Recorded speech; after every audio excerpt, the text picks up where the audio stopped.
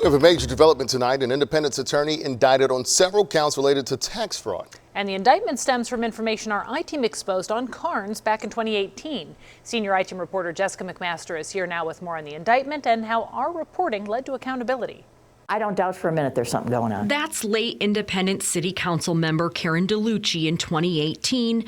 After the I-Team first exposed, John Carnes met behind closed doors with other members of the city council regarding two of the city's most costly and most controversial contracts. You're probably wondering why that matters.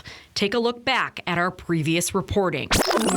Carnes is a local attorney who spent time in prison for bribing a council member to vote in favor of a project that would benefit Carnes' client. Carnes served his time back in the late 80s. The two recent projects we exposed Carnes had involvement in: the demolition of Missouri City and the purchase of Rockwood Golf Club. It's an old power plant in a desolate area that the EPA deemed safe, and council members DeLucci and Scott Roberson didn't want to spend any taxpayer money removing it since it wasn't necessary.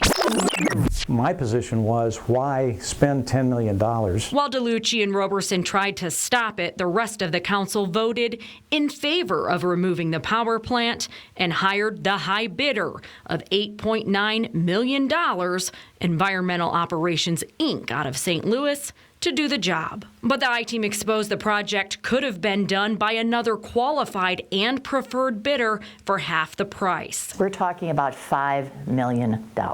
The rest of the council instructed city staff to only negotiate with Environmental Operations, Inc. and directed them to stop ranking the bids, going against protocol. But then there's this old agenda that shows Environmental Operations, Inc. got an exclusive invite to City Hall to pitch the project 1 year before the bidding began. Was this scripted before we hit the gavel and said the meeting's open? But it's this dinner receipt the I-Team discovered that reveals Carnes' involvement. It shows council members Kurt Doherty, Tom Van Camp, and John Perkins met with Carnes just a couple weeks before Environmental gave its exclusive pitch. The topic of that dinner meeting: Missouri City. We asked Councilmember Doherty what took place during this discussion with Carnes that DeLucci and Roberson say happened in secret. I honestly don't know why they would be meeting with him about Missouri City. He represented some guy who wanted to finance it. That's ludicrous. So you're saying that's a bogus claim? Oh, I don't believe it for a minute. In a phone call, Carnes matched Doherty's story, telling us he had a client who wanted to finance the project. But why would Carnes be representing anyone on city-related, taxpayer-funded projects? Carnes spent time in prison for bribing a council member. The city manager said outside financing was never even considered for Missouri City. Then there's the Rockwood Golf Club, which the city purchased and turned into a solar farm. The city could have bought the property from the former owner for around $500,000. Joe Campbell, a developer, purchased the land instead, but just a couple months later, Campbell sold it to the city for nearly $1 million, a more than $400,000 profit for Campbell. It raises questions in my mind. When talks with the former owner began about the city purchasing the land, there was another closed-door meeting, according to that landowner. It was Tom Van Camp, city council member, and John Carnes.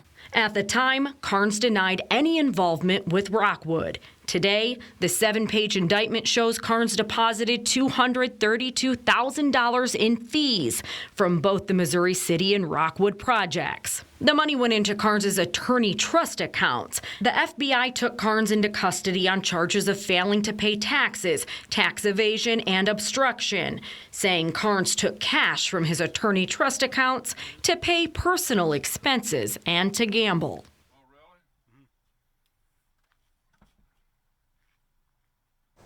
Well, late today, Jessica talked with Carnes on the phone. He said he's not worried about these investigations and agreed to an interview with Jessica. Tomorrow, we will certainly keep you updated if that happens.